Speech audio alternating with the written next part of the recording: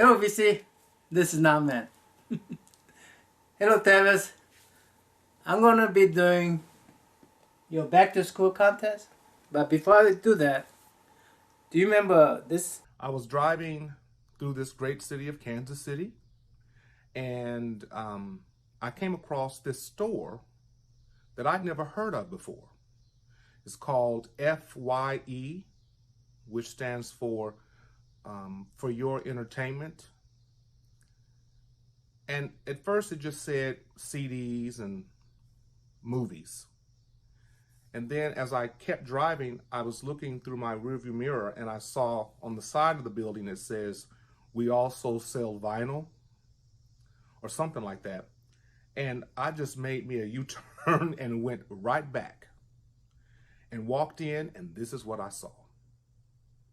I was so elated. Guess what? We have 3 stores near me. Well, one was a little too far away, like 45 minutes away. One was about 20 minutes away and one was 30 minutes away. And I tried them both. And I got something. Thanks to you. So what I got this is second store first. I don't quite understand how this works. Maybe you could tell me, Tavis. On second store, I got this Leonard Skinner. My college buddies love these guys. So I listened to Leonard Skinner a lot during my college years. But I got this for $6. It was half off this on red sticker. But there's also $27.99 there. So then they took half of it and it was $6. So I said, okay, that's an excellent deal, right? First store, I was really impressed because they actually had a K-pop section. And it had this thing on sale for $29.99, but it wasn't half off. I mean, it's still a pretty good deal. I mean, it's almost same price as Amazon. With the shipping and handling and tax, it's actually cheaper at FYE for your entertainment. Let me open this up. Let me show you another one first before I open this one up. Yeah. K-pop to Garth Brooks. Garth Brooks is from Oklahoma State University. I mean, he was an alumni there, so I got to support the dude, fellow alumni. But he had it on his sale for $6. I thought that was a really good price. It's hard to find him on vinyl. I mean, it's impossible to find him on vinyl. It's hard to find him on CDs too. So this place had a country and K-pop. That's pretty good. I mean, the 2 rare items that you don't find in. I mean, I don't find Garth Brooks anywhere at local stores. I mean, they have a name on there, but maybe somebody just keep on buying them. I don't know. Anyway, let's open this one up. I haven't seen inside of this thing. I decided I'm not going to open it until I make a video for Tavis. Tavis. No, I'm sorry. Wonderful singer, Tavis. I wish I had that kind of talent. I don't. There you go. I'm going to just rip that off.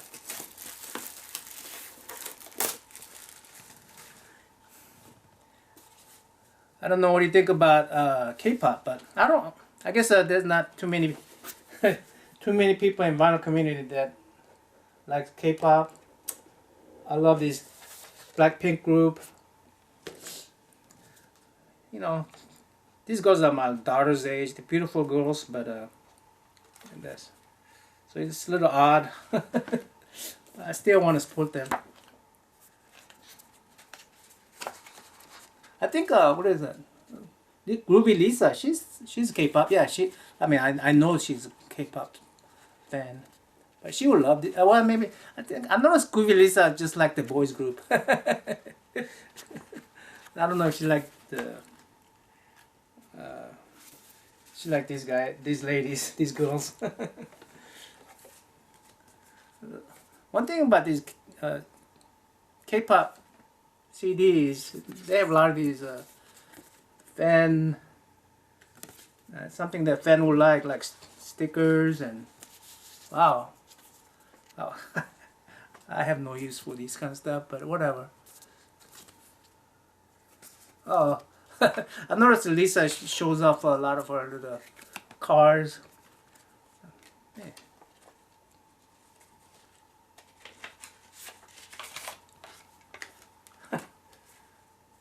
Actually, these girls would be a beautiful face for me to draw. That'd be good. Yeah. One of these I want to draw these ladies. Where's the CD at? Oh, okay. CD's right there. Nice. So, yep, I got that. I got Gartbrook. And going down. Friend is in low Friends in Low Places. I love that song. Friends in Low Places. Yeah. I know that feeling. Okay. I'm done with that. I guess I'm ready for the first question.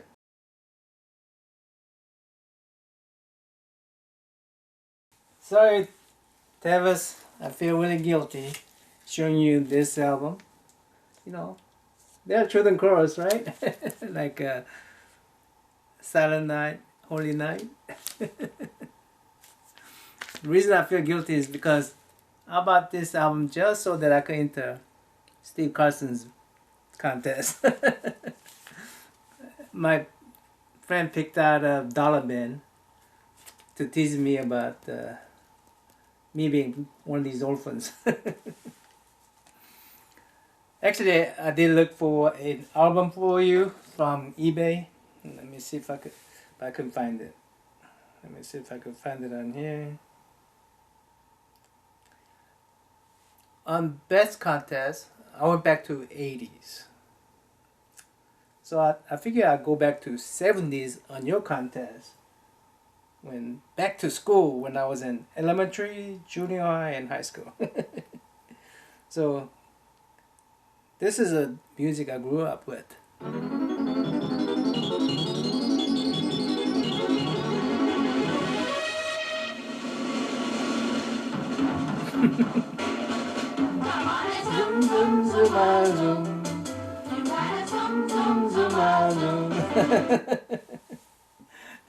Yeah, all summer this is all I watch. This and all those shows on PBS.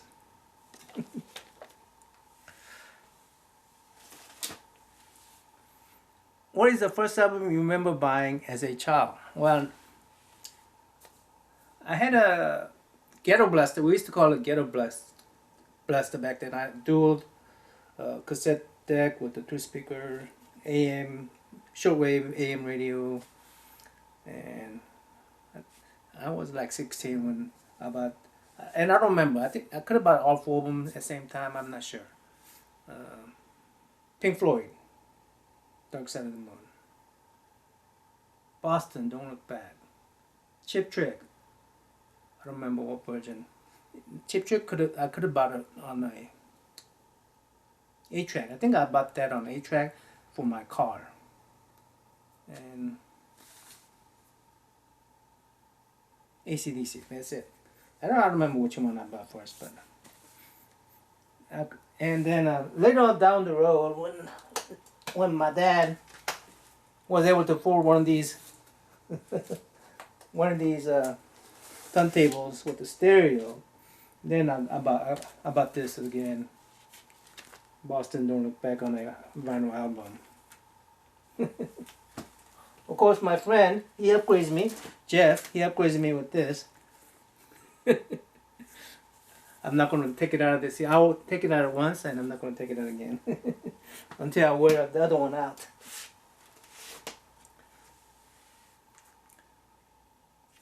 And he also got me this long time ago when I told him this was one of my favorite albums. Jeffrey's a nice guy. Good friend. So yeah, that's that. Can you name your favorite song from musical or musical movie? I was gonna name Over the Rainbow by Judy Garland. You know, the album you had. I don't think I have that video on here. I don't think so. Yeah. When you went to FYE to get it, I went to FYE to see if they had it. And they had it actually. But they peeled off the red sticker and it was no longer on sale. When I compared to Amazon price, Amazon price was way better. Anyway. Oh well. So, but I do have backup, I guess. I do have backup. And how about this album? Because you too, by the way. Peter and the Wolf. You made a video on Peter and the Wolf, remember? This has, my version has a Sorcerer's Apprentice version from Fantasia movie. Now, I couldn't go to those movies. I don't remember. And my dad didn't buy VHS when he came out. Not until later when, you know, he could afford it. So I didn't have VHS. Only thing I could do is catch a glimpse of these guys on Disney show on every Sunday. Yeah. But, by the way, Tavis, you seem like a great teacher.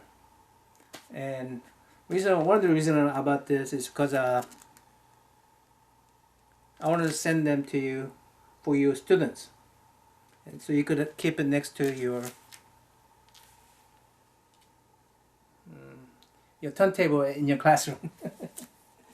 So yeah, and if I find more, I'll buy them. And because you know these are really from the thrift store, so they're not much. Anyway, can you name a song you remember learning while? Can you name a song you remember while in? No. Okay, I can name one song, okay? I can name one song. Every summer I used to go, during 70s, to a church. They used to have a 1 week, what do you call it? Summer Bible school. And two different churches had it. And of course, both of the churches teach you Jesus, what was it again? Maybe I remember it. Jesus loves me, yes I know, for the Bible tells me so. Yeah. I'm so bad at remembering songs. I don't remember songs and I don't remember jokes. I think I could tell one joke, the full joke.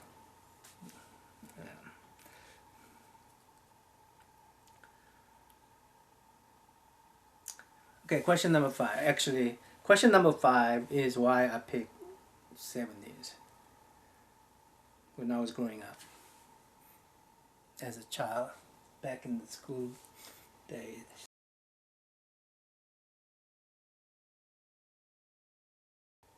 Zoom was the hint. What do you think? It's a beautiful day in my record room, a wonderful day in my record room. Could you be mine? Would you be mine? It's a music-filled day in my record room. Just sit right back and listen to that bass boom. Could you be mine? Won't you be mine? I've always wanted a subscriber just like you. I've always wanted to sit and talk with you. So let's make the most of this beautiful day. Let's sit right back and I'd like to say, would you be mine? Could you be mine? Won't you be my subscriber? No.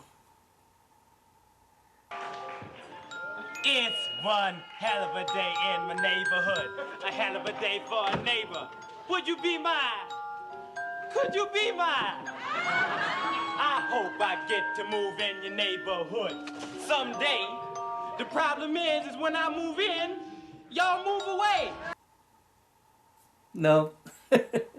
It's a beautiful day in this neighborhood. Close. Very close. Person I was thinking about, of course, is Mr. Rogers. Tavis, you remind me of Mr. Rogers. I mean, how you love your students and your class, how you love teaching. Mr. Rogers have that same spirit. Let's read a little bit about Mr. Rogers. Tell me about Mr. Rogers. According to Wikipedia, Fred McFeely Rogers was an American television personality, musician, puppeteer, writer, producer, and Presbyterian minister. Yeah. He was known as creator, composer, producer, head writer, showrunner, and host of preschool television series Mr. Rogers' Neighborhood.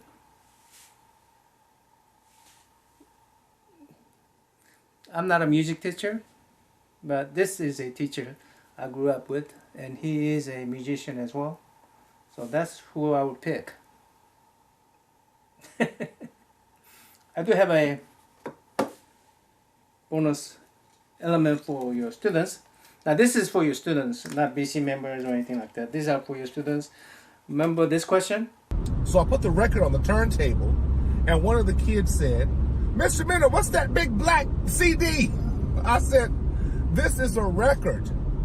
What's a record? Well, I thought, maybe this could help, Tavis. Maybe not. Maybe so. Remember these? This is a music box, yellow submarine. It looks like this. Let me see if I could turn this thing in right speed.